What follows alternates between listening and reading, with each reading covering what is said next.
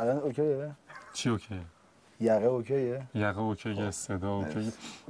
فقط بود چیه؟ بود نمیدونم. شما مشامت خیلی قویه. نه شام خواننده قوی تره. نه یه جورایی آره یه جورایی نه دیگه.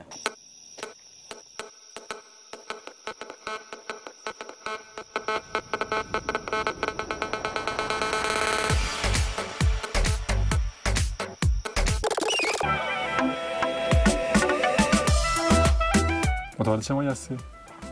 15 مرداد. یه مردادی خالص.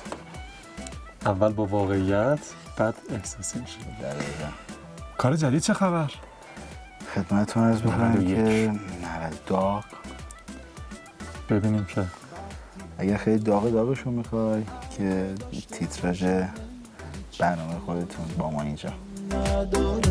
میدونی وقتی عشق داره تو قلبم میکوبه غم ندارم چجوری بگم این حس تو قلبم که دارم تو رو من همیشه اینجا. چه سخته یا چی سخته؟ چه سخته؟ گم بشی و ندونی. تو زندگی یا تو سال 90؟ کلا تو زندگی سخته واقعا. کلا سخت میگیری زندگی رو؟ آدمی هستی که یه اتفاقی مشکلی چیزی پیش میاد یه جورایی داره هی دور خودت گره رو بزرگترش میکنی؟ نه اتفاقا سعی میکنم که گره دار نشه داستان، ولی یه جورایی سخته واسه. شاید یه جایی اذیتم بکنم. از تو میخونم از تو که این احساسو تو قلبم. چه اتفاقی افتاد توی سال 90 که گفتی خیلی سخته اذیت شدی؟ اتفاقای خیلی خوب افتاد تو سال 90. واقعا این ساز خیلی خوبی بود واسه من و اینکه حالا جدا از یه سری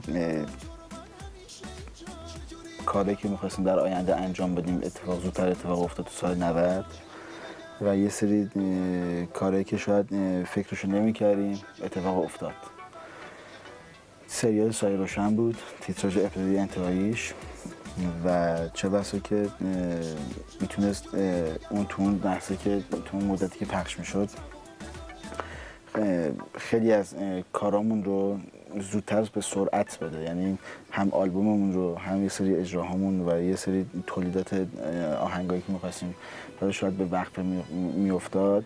سایه روشن باعث شد که زودتر هندل بزنیم و بیام جلوتر، زودتر کارا بیاد بیرون. از چه جهت داری میگی؟ از این جهت که انرژی گرفتی باهاش یا نه؟ خیلی انرژی گرفتم. بخت و اقبالش خوب شد؟ نه به خاطر شاید استقبال مردم، اول به خاطر خودم که یه حس خیلی خوبی داشتم روی این کار و شبی هم که قرار بود کار اجرا بکنیم فربود بهم زنگ زد که بریم استودیو واسه اجرای کارش. واقعا قرار نبود مثلا اون شب اتفاق بیفته. قرار من یه سفری رو برم بعد برگردم بعد این کارو بخونم. داشتم فکر می‌کردم ولی فکرم اون رو شبی هم که فربود زنگ زد که برم کارو بخونم فکر می‌کردم که کار خوبی از آب در نیاد، چون واقعا حس و حال آنچنانی تو مسیر نداشتم که بخوام این کارو با چه سبک و سیاقی اجرا بکنم، با چه حسی اجرا بکنم. چون قبل از خوندن هر کاری که می‌خوای بخونی و شعری که تو ذهنته یه حسی می‌خواد بر اساس ارتباطی که می‌خوای برقرار کنی با اون شعره.